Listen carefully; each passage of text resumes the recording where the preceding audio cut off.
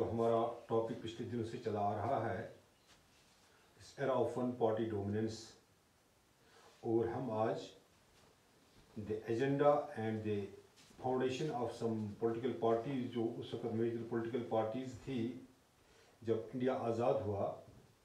तो पहले हमने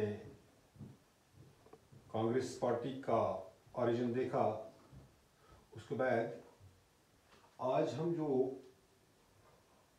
जिस पार्टी को यहाँ पे आपके साथ शेयर करेंगे, that is communist party of India, CPI। इसका एजेंडा और इसकी फाउंडेशन के बारे में और इसके ओरिजिन के बारे में हम आज बात करेंगे।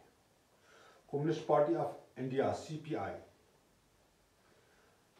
it was founded in the year 1925, or rather we can say on 26th of December 1925. It was inspired by the Bolshevik Revolution of Russia. The Bolshevik Revolution, you know, came into being in the year 1917. The Indian people got inspired with the ideas of the communism. As such, some of the political leaders within the Congress fold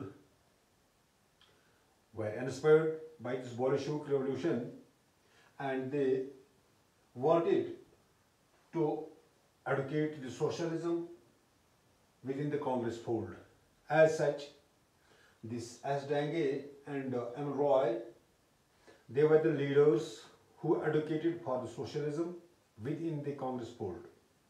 But in the year 1941, they got separated from the Congress on the issue when the Communist Party of India supported the Britishers for their action against the Axis powers, or against the Nazis, or when they fought against the Germany, Italy and Japan, those Axis powers, the Congress got disgruntled with these leaders.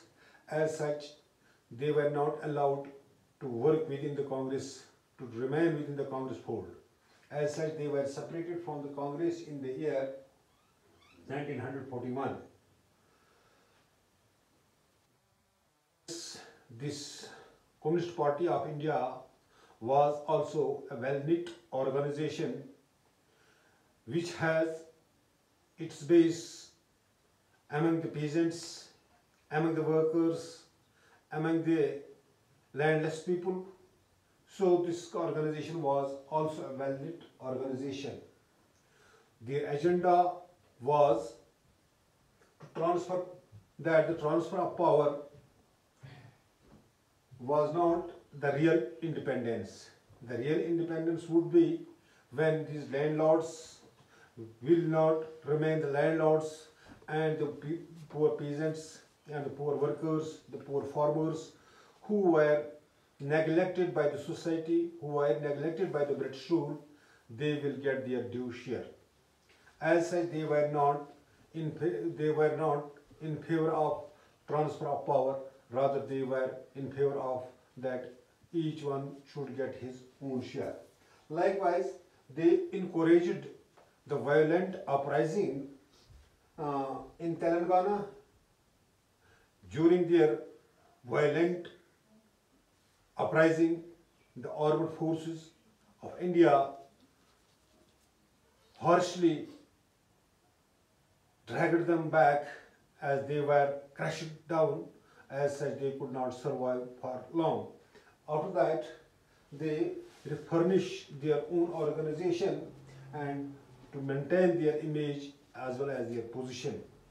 Likewise, in 1951, this Communist Party of India took part in the Lok Sabha elections, first general elections or the Lok Sabha elections, in which this party emerged as the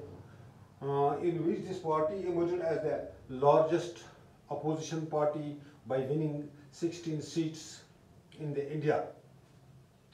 The other leaders of this fold were this A.K. Gopalan, S. Dange, E.M.S. Namodrupal, P.C. Joshi, Ajay Ghosh and S. Sundaraiah. This Communist Party of India got separated in the year 1964 because of the ideological difference, the ideological rift between uh, Soviet Union and China. The Communist Party of India, CPI, was the pro-Soviet Unionist party. Likewise, the CPIM, Communist Party of Indian Marxist, they were favoring the ideas of, they were in favor of ideas of Marx, or what we can say, they were the pro-Chinese, and they remain in the left from their inception, and left from and came into power in West Bengal and in Kerala.